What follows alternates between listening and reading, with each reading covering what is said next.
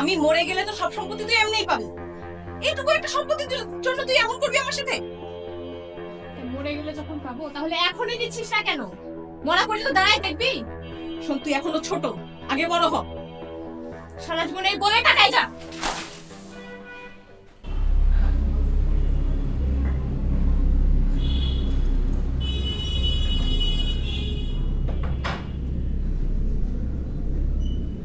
কি হয়েছে? জানি না, আমার কেমন যেন পাগল পাগল লাগছে। স্বপ্ন দেখেছিস? স্বপ্ন না, আমি কেমন যেন অতীত, বর্তমান, ভবিষ্যৎ সব একসাথে দেখতে পাচ্ছি। এত স্ট্রেস নিস কেন তুই? আমি স্ট্রেস নেই, তুই স্ট্রেস দিচ্ছিস। আচ্ছা, আমার একজন ভালো কনসালটেন্ট আছে, চল ওনার সাথে কথা বলি। আমি ওনাকে ফোন দিচ্ছি, তুই রেডি হ।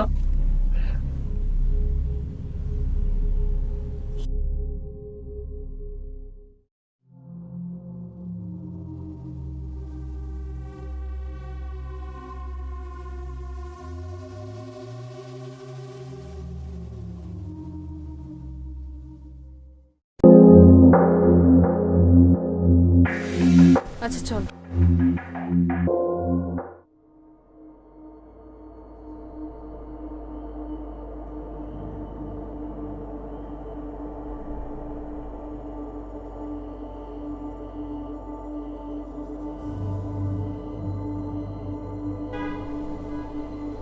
কনসালটেন্ট হিসেবে আপনার বয়সটা একটু বেশি কম হয়ে গেল না?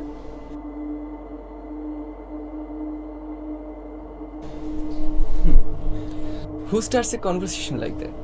I just came here. Anyways, myself Adi.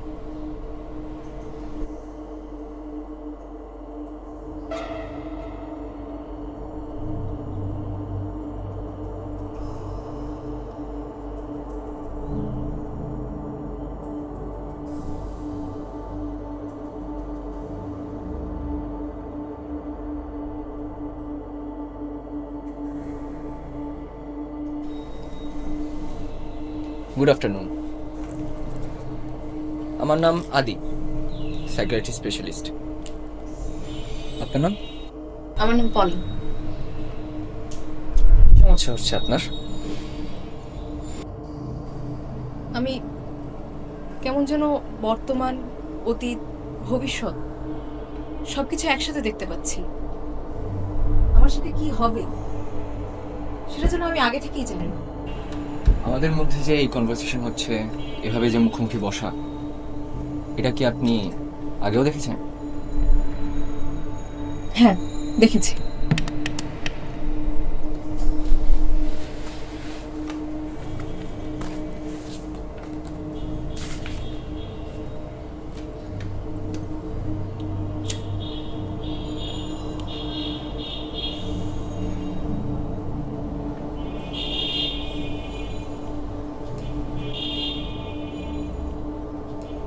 বেশ মজার একটা কেস।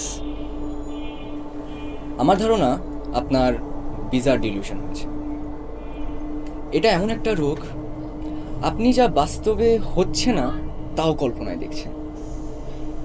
আর যতদূর বুঝতে পারছি, আপনার প্রবাবিলিটি জ্ঞান খুব ভালো, যার কারণে আপনি বর্তমান, অতীত, ভবিষ্যৎ তিনটাই ঘুরে আসছেন। আসলে মানুষের মস্তিষ্ক খুবই জটিল একটা জিনিস।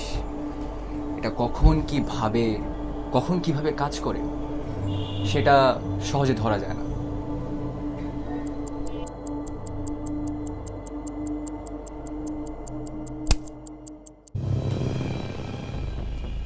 আমি কেবল দেখতে পেলাম মানিক আমাকে মারতে আসছে। এমন কেন হয়? কারণ হয়তো এমনটাই হবে। মানে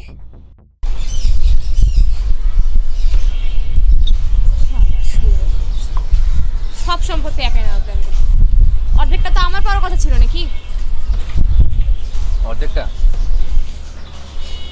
অর্ধেকটা কেন, পুরোটাই নিয়ে নাও।